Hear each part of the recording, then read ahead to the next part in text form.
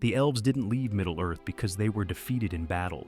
They didn't flee in fear or abandon the world out of despair. They left because they knew. Long before the One Ring was destroyed, long before the White Tree bloomed again in Gondor, the elves understood something the other peoples of Middle-earth did not. That even if Sauron fell, even if peace returned, Middle-earth itself was already slipping away from them.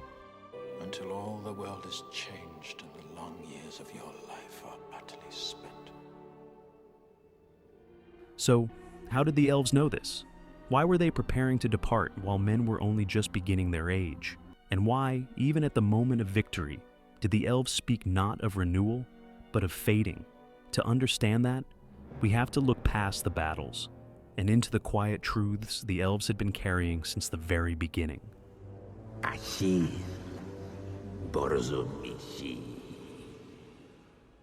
One of the biggest misunderstandings about the elves is the idea that Middle-earth was ever truly their permanent home. It wasn't. From the moment they awoke beside the waters of Cuiviénen, the elves were meant for something else. Tolkien is explicit about this. The elves were bound to the life of Arda itself, but their intended dwelling was Aman, the undying lands in the west. Middle-earth was always the mortal lands, a place of change, decay, and time. When the Valar summoned the elves westward in the First Age, it wasn't a reward. It was a recognition of where elvish nature could truly endure.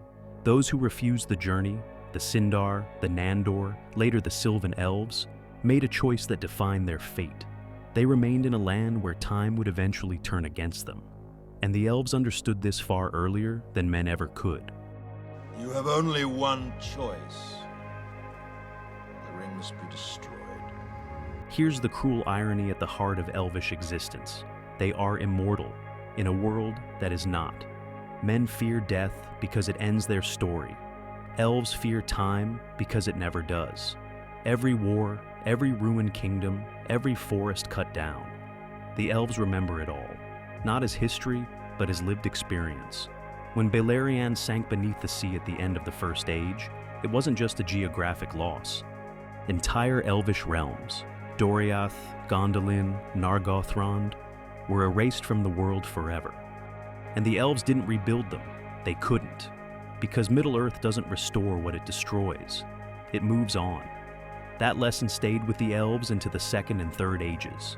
Each victory felt smaller, each recovery more fragile. And slowly, inevitably, they realized something devastating. Middle-earth would always take more from them than it could ever give back. I was there the day the strength of men failed. There is something quietly devastating about how elves remember the world. For men, memory fades, it softens. The sharpest grief dulls with time, and even the greatest tragedies slowly become stories told at a distance. For elves, memory does not blur. They remember the past not as history, but as presence. Every loss remains vivid. Every ruin is layered on top of the last, never replaced, only added to. An elf walking through Middle-earth is not just seeing the land as it is. They are seeing what stood there before. They remember forests before roads, rivers before dams, cities before they were broken, abandoned, or buried. When men look at ruins, they see mystery. When elves look at ruins, they see home. This is why elvish song is so bound to sorrow. Not because the elves are weak, but because their past never loosens its grip. A mortal can lose a kingdom and move on.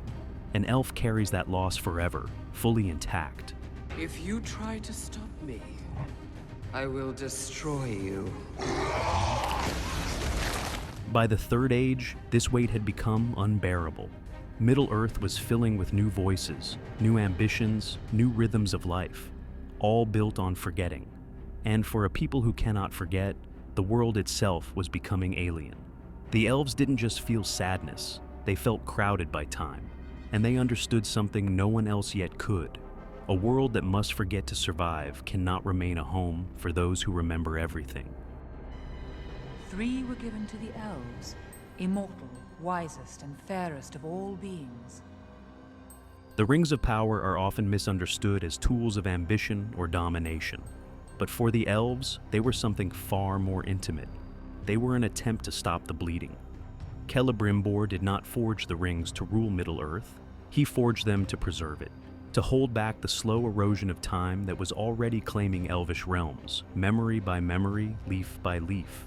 This is why the three rings are different. They were not weapons. They were not engines of conquest. They were acts of defiance against decay itself. In the common tongue, it's known by another name. Rivendell. In Rivendell, time flows differently. Not frozen, but gentler. The past breathes alongside the present. In Lothlorien, the air itself feels untouched, as though the world has forgotten how to grow old.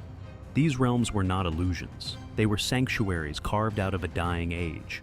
But the elves knew the cost. The moment Sauron forged the One Ring, the fate of all rings was bound together. To preserve their world, the elves had unknowingly chained themselves to its greatest enemy. Galadriel understood this better than anyone. When Frodo offers her the One Ring, her refusal is not only moral, it is existential. If she takes it, Lothlorien may become eternal. But it would be wrong, a preserved lie, a world that never truly moves on. And yet, if the ring is destroyed, the truth is just as painful. The three will fail, the sanctuaries will wither, and everything the elves have been holding together will finally slip through their fingers. This is the cruel paradox at the heart of the Elvish story.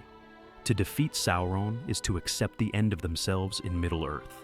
The rings were never meant to save the elves forever. They were a way to say goodbye, slowly, a pause before silence. An alliance once existed between elves and men.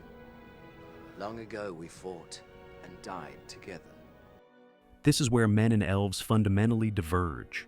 For men, the defeat of Sauron meant the world was saved. For the elves, it meant the end.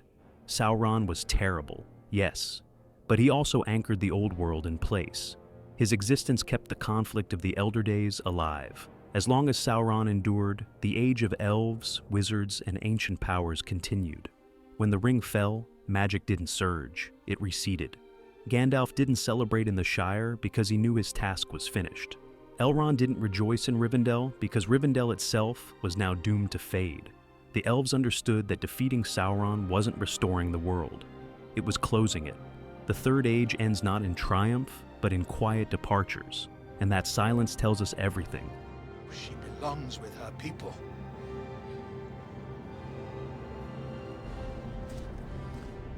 One of Tolkien's most tragic ideas is that Middle-earth didn't end. It was inherited. As the dominion of men began, the world became more solid, more practical, more bound to physical reality. Enchantment didn't vanish overnight. It thinned. Forests became resources. Ruins became foundations. Legends became stories. And the elves, whose very being was tied to wonder, song, and memory, found themselves increasingly out of place. Legolas hints at this during the Two Towers. He feels the sea calling to him, a longing he doesn't yet understand, but cannot escape. It isn't sadness, it's recognition. Middle-earth is no longer speaking Elvish. When the elves sail west, it's often framed as an escape from pain or sorrow. But that's not quite right. They leave because staying would mean becoming something lesser than they were meant to be, hollow echoes wandering a world that no longer sustains them. Tolkien calls this fading weariness. Not physical, but spiritual. An elf who remains too long in Middle-earth doesn't die. They diminish. And the elves knew this fate well before the War of the Ring was ever fought. That's why their departures feel calm, not desperate. Why the Grey Havens feel solemn, not tragic. Why even victory tastes bittersweet. They aren't losing a home. They are letting go of a chapter that already ended. The time has come for the dominion of men. Men fought to save Middle-earth. The elves prepared to leave it. Men believed victory meant renewal. The elves understood that victory meant an ending. That is why they did not cling to the world they helped preserve, and why they alone knew it was already passing beyond them. So, when the last ship sailed west and Middle-earth entered the Age of Men, was that the moment the elves abandoned the world? Or the moment they proved they understood it better than anyone else ever had?